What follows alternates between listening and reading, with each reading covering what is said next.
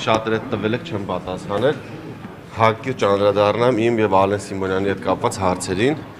ուրեմն Ալեն Սիմոնյանը իմ նկատմամբ կարգապահական վարույց սկսելու մասին դիմել է քաղաքացիական պայմանագիր կուսակցության վարչությանը 2025 թվականի մարտի 4-ին։ Հիշեցնեմ, դա այն օրն էր, երբ ազգային ժողովում քննարկվում էր իմ կողմի շարժանառության մեջ դրված օրենքի նախագծերի փաթեթը, որով նախատեսվում էր 2 անգամ բարձրացնել խաղային ոլորտի հարկային բեռը, այսինքն գործող տուրքերը, եւ բարեբախտաբար նաեւ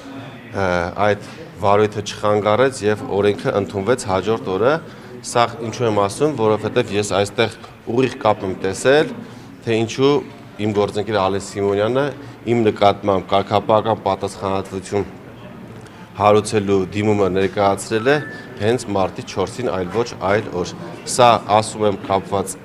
այս խնդրի հետ, այլ հարցերի խնդրում եմ այլ հարցեր չտալ, քանի որ այս պահին նպատակահարմար չեմ համարում պատասխանել այս հարցերին, որոնք կապված են սրա հետ։ Ամենամեծ կապի մասին խոսենք, թերևս մամուլում ամենահետաքրքիր կարող ենք եթե հարցում եք խնդրում կարճ։ Այդ ուղիղ կապը հետաքրքիր է, թե ինչի մասին եք ասում, որ ասում եք Ալեն Սիմոնյանը ուղիղ կապ ուներ։ Ես չասեցի Ալեն Սիմոնյանը ուղիղ կապ ուներ, ես ասեցի, որ վարույթ հարուցելու օրը կապ ունեմ ես նախագծի քննարկման հետ, այսինքն այդ օրը մարտի 4-ին պետք է քննարկվեր իմ կողմի շրջանառության մեջ դրված նախագիծը 24-ժամյա ռեժիմով։ Դուք գիտեք, որ ազգային ժողովում 24-ժամյա ռեժիմով հարցերը քննարկվելուց հետո անմիջապես քվեարկվում են։ Այդ դեպքում բացառություն էր եւ հարցի քննարկումից հետո հարցը չդրվեց քվեարկության եւ միայն քվեարկության դրվեց հաջորդ օրը մարտի 5-ին։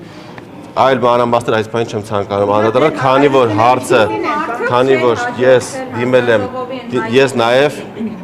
ես նաև այդ հարցի քննարկումից հետո, ինչպես հայտարարել է քաղաքացիական պայմանագիր կուսակցությունը իր հայտարարության մեջ, ապրիլին դիմել եմ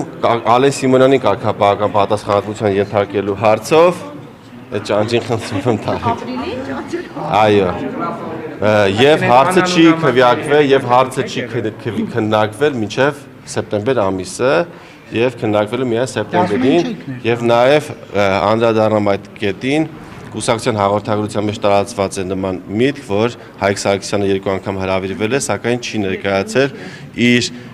իր դիմաց դիմումի քննության համար, ասեմ որ դա այդպես չէ, ես մեր կուսակցությանը խնդրել եմ, որպեսզի այդ մասը խմբագրեն, քանի որ ինձ որևէ մեկը չի հրավիրել, անգամ ասեմ ավելին, ես եմ դիմել մեր կուսակցականներին, որպեսզի հարցը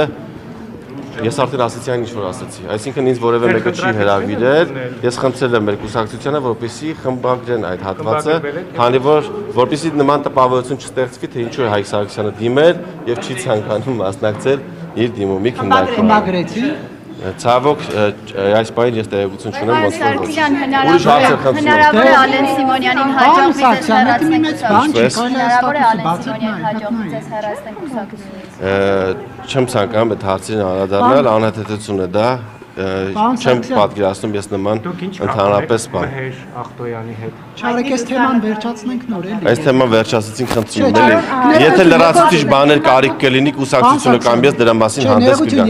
Ինչ վերաբերվում է կներեք, անդրադառնամ մյուս շատ տրվող հարցերին, հաճախ սկսած 2019 թվականից, երբ ես ընտրվել եմ ազգային ժողովի պատգամավոր եւ այն ժամանակ աշխատում էի եւ գործունեություն էի ծավալում տնտեսական հարցերի մշտական հանձնաժողովում, ես իմ գործունեությամբ խանգարել եմ մի շարք գործունեության տեսակներին, որոնց մեջ առաջին թվում դա խաղային ոլորտն է, ես դա համարում եմ չարիք ու մշտապես խոսել եմ այդ մասին, որ խաղային ոլորտը